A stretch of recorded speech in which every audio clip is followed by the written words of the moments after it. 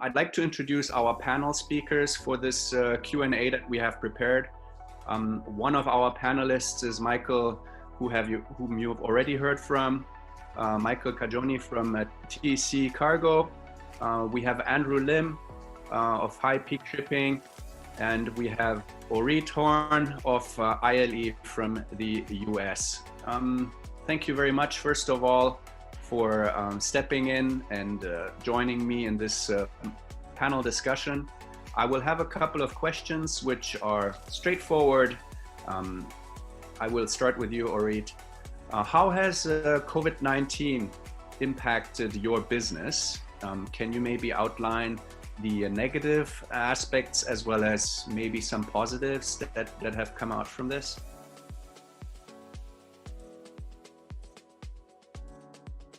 Orit, if you could unmute yourself, please.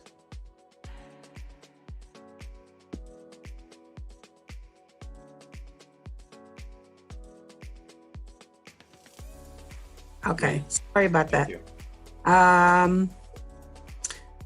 Well, I mean, we're struggling with a lot of the issues of the freight situation, especially container stations in the U.S. with delays and backlog and equipment shortage. And that's the negative part, of course, putting aside all the negative sides of the COVID in general, as far as health and businesses that had to shut down. In general, our business has been okay. You know, we haven't suffered tremendous loss. We did lose some accounts, businesses that had to shut down, and some of them reopened. Some of them I don't think will reopen. On the other hand, we managed to gain some new clients. So all in all, from our personal point of view, we haven't done badly. We managed to keep all the staff, and we worked remotely for a short period of time. We're mostly in the office, regular business. So, thank you. Yeah, thanks for sharing that. Michael, how was the situation for TC in Italy with regards to, maybe I can repeat the question. So how has COVID-19 impacted your business specifically for TC Cargo in Italy? Okay, can you hear me? Yes, we can hear you. Okay. Thank you. No, I agree with Orit. Everything is running well also here in Italy for the cargo. Frankly speaking, the negative aspect is the fact that all the shipping line, they decided all together to increase the sea freight. And this is something that I didn't like, because basically the message that all the direct customers are receiving is to stop exporting and importing, because the cost of the sea freight is really high, and so the prime material is going up, and basically they cannot maintain the same selling rates of their products that they had before the pandemic. On the other side, of course, we as freight forwarder, we got advantage of this, because I would say that 99% of our customers that were obliged to import or export cargo to maintain their goals and targets to achieve, they basically accepted to pay such high amount of money, this for the sea freight and also for the air freight as well. And of course the margins regarding Italy, regarding the cargo, went up as well, because when you have to anticipate like $2,000 in my opinion, this is our policy. The amount of margin can be reasonable, but when you have to anticipate like $10,000 and probably you gotta move 200 TEUs per month or whatever it is, you have to pay them in advance, you collect them in 60 days time. So also the margins of course went up, because the financial exposure for us has been very important. So it's one of the negative part of the pandemic.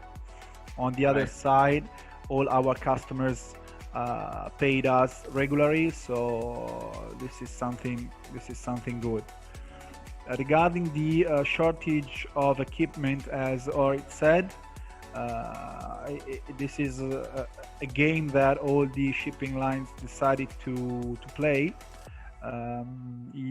using the blank sailing, as we all know.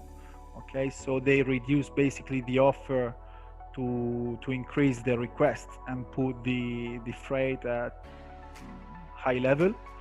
And what we did here in TechCargo, we moved a lot of FCL customers into LCL customers. So this was a kind of option that we gave them, splitting like 60 cubic meters into 2-3 containers, because the relationship we have here with the MVOCC is very, very strong. Most of them, they all accepted. And to reduce the cost, it was not a matter only on the sea freight, but let's talking about our import. What we were doing, we were arranging 80% of the deliveries directly with the container, even if we were handling that with the MVOCC. So this option gave us the opportunity to keep the customers, to respect the ATD and ETI requested, and make them happy, even if the cost, of course, of the freight was very, very high. That's an interesting. It's an interesting approach to be splitting your FCLs into several lots. That makes sense, actually. Yeah. The whole thing that I didn't understand is why shipping lines are reducing capacities, and why are they making the equipment shortage? You know, why is there an equipment shortage? I mean, we understand why rates went up in the air freight sector, because simply there was no more passengers traveling. But the boats, they're not affected by the pandemic. Why did the shipping have to do that? Frankly speaking, everybody here in Italy is asking the authorities to jump into this policy applied from the shipping line, because it's something very, very bad. Of course, when you reduce the offer, the price goes up. It's always like this in everything. So if you ask me, do you think that in 2022 the things will go better? I would say I'm not so sure. Why? Because if you look at the financial part of all the sea freight companies like Maersk, CMA, Yangming, whatever it is, in the past years, I don't know if you remember, but I well remember in 2016, 2017, to bring one container from Shanghai to Italy was like $50 or $100, whatever it is. And of course, the loss of the shipping line every year was growing. Nowadays that they found this kind of trick, I call it a bit of a game, where reducing the space and doing blank sailing, they can ask whatever they want. Of course, they are gaining money, so it's just a matter of money. If I was sitting into a shipping line desk, I wouldn't change the cards for the next year, 2022, 2023. Why should I change if this is something that is bringing me profit and benefit?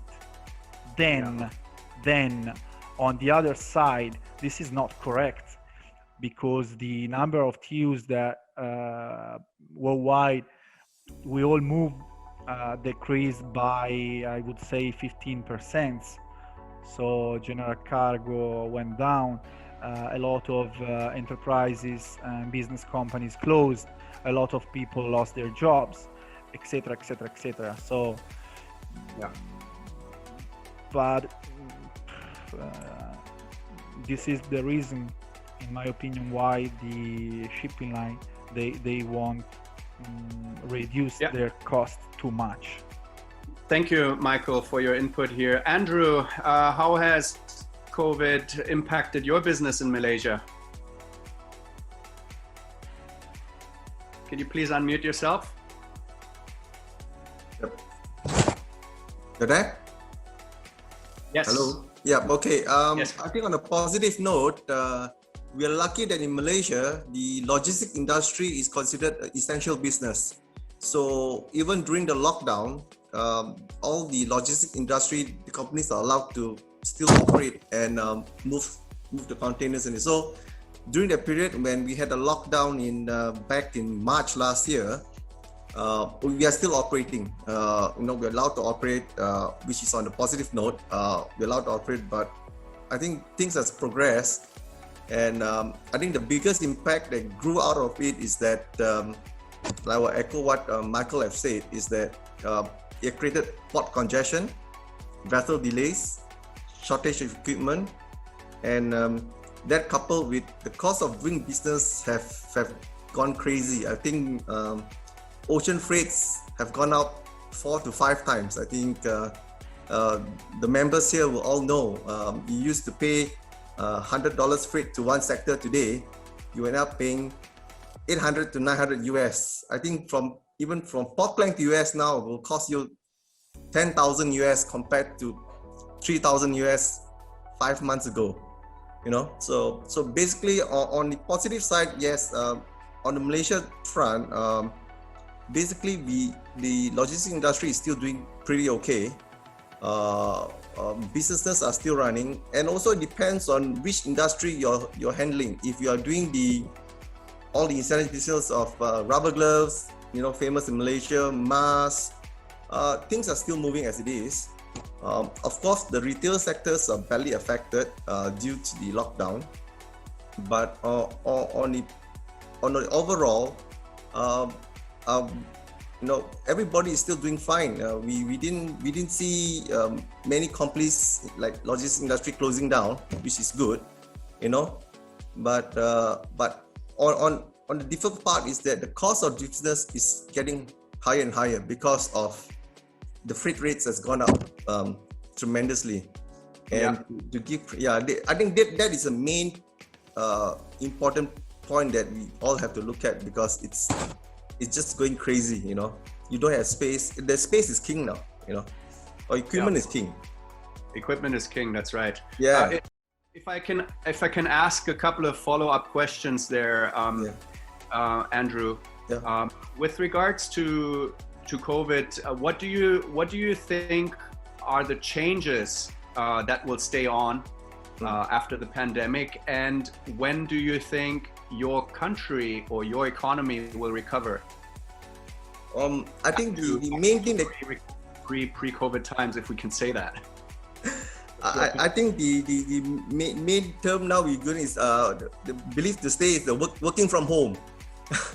Now it seems that everybody is the in thing now, that working from home, but being the logistic industry, having you do custom clearance and things, working from home is definitely here to stay. Even dealing with shipping lines are getting more difficult. Well, they are working from home. Response are getting slower, so the mindset have to totally change, on how you're going to deal with things. Shippers are constantly getting more demanding.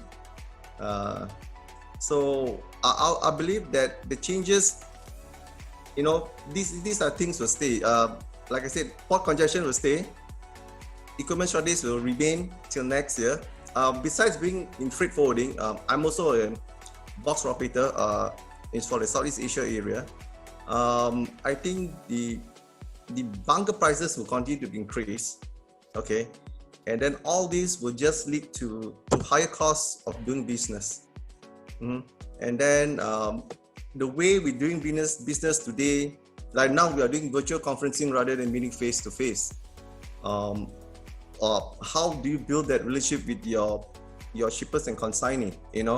To continue to be able to do well, is basically that internally the company will have to provide the best service, okay, and together with the network that we have, to provide a solution of doing business virtually, or even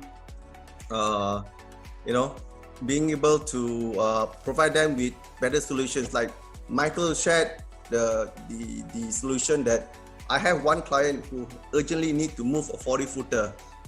We move 20-footer with the air freight and the FCL to India. The kind of things that we have to break it into 3 solutions. We can't move in the 40-footer because there's a major shortage in a 40-footer high cube in the whole world now. So what we did was we told them to move. We managed to get a 20-footer. We moved 20-footer, air freight and sea freight. So things like that, we gotta think out of the box. We need good partners where we have in the network now to be able to give us that support when we do that, and with the competitive price. How Malaysia will recover back from the pre-pandemic times, I guess we have to work with the new normal. I'm not sure where we are heading. We are getting our COVID vaccine soon. The frontliners are getting. So the good old times of how we do business, it's something that is a bygone, the way I feel. Moving forward will be how do we think differently, to be able to differentiate ourselves in the new normal today. Thanks, Andrew, for your input there. Michael, how do you see the changes? Which changes will stay on in TC or in Italy, and when do you think you will see a full recovery economically in Italy? This is a tough question, very tough question. I would definitely say that once 70% of the people here in Italy, even worldwide, will be vaccinated, of course we will go back to work as it was before the pandemic. Okay, here in Italy, the problem is not the fact that we do not have vaccines, because we do have vaccines. The problem is that we cannot arrange to vaccinate all the people in a short time. So this morning I was reading an Excel table where you have to put basically your data, and it seems that I will be vaccinated in between June and August 2022. So yeah, so it takes a long time, more than 1 year. But of course 2022 it will be the right time to go back before the pandemic. I agree with what he said before. I don't remember the name, I'm sorry. Andrew or Reid? Andrew, you said something that I totally agree about the shipping line. That is the fact that the service that they are providing cannot be considered as a partner, a supplier, as it was in the past years. I remember like 2-3 years ago, 4, 5, 10 years ago, all the shipping lines were coming to the office, sitting around the table to make kind of agreement to get a traffic, a bits, to give you an aggressive rate, to use their service because they had customer service, they had someone that really took care about your company, you know, about the relationship between supplier partners. I call my suppliers partners, not suppliers, and our company. And this is something that is going to miss, okay, after the pandemic. Not only because they are working from home, but it's something that is coming from high level. Basically, the shipping line, they do not really care about freight forwarders anymore. Okay, they are really looking only at their pocket, and this is something. It's like if you work with a laptop and you are not working with people anymore. This is something that I don't like at all, and I agree with what Andrew said before. That's it. Okay, thank you, Michael. Thank you. Finally, Orit, maybe we can conclude with you. What are the lasting changes that will stay on, and when do you see a full recovery, if we can say that, in the US economy? I don't know about a full economy, a full recovery, but as I said before, things are opening up in the US more and more. The unfortunate part from a New Yorker's point of view, because New York City, for example, suffered and is suffering tremendously because of all the entertainment business that had to close down. No Broadway, no movies, restaurants. And those are coming back, but they're not going to come back the way they were before. It's going to take a very long time because a lot of businesses that had small restaurant owners, etc., just couldn't sustain. And when they opened up 25%, just wasn't worth it for them to open up.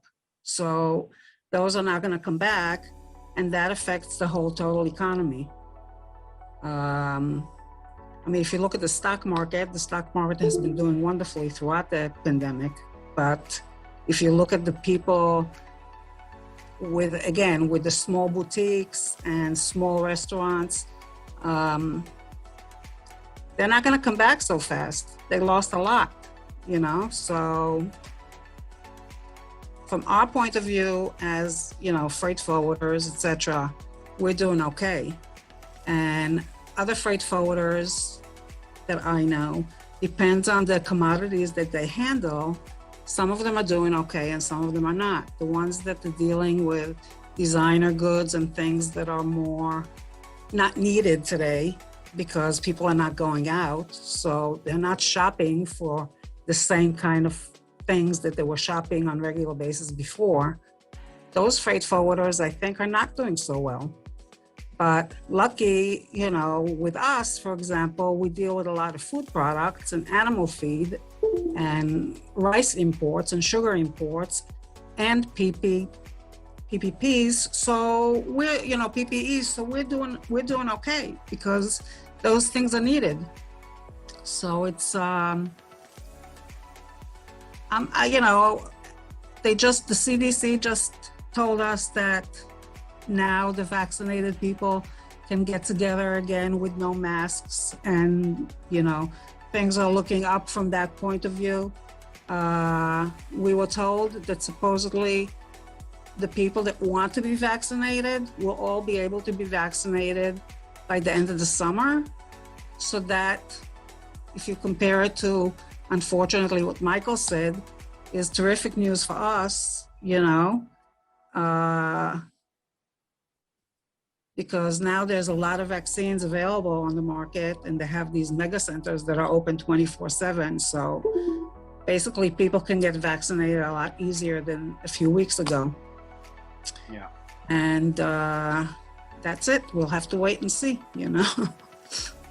Yeah, absolutely. Thank you very much, Shorit, for your input there. And Michael and Andrew, thank you all for taking part in this panel discussion. It was great to get your input on those still very current topics.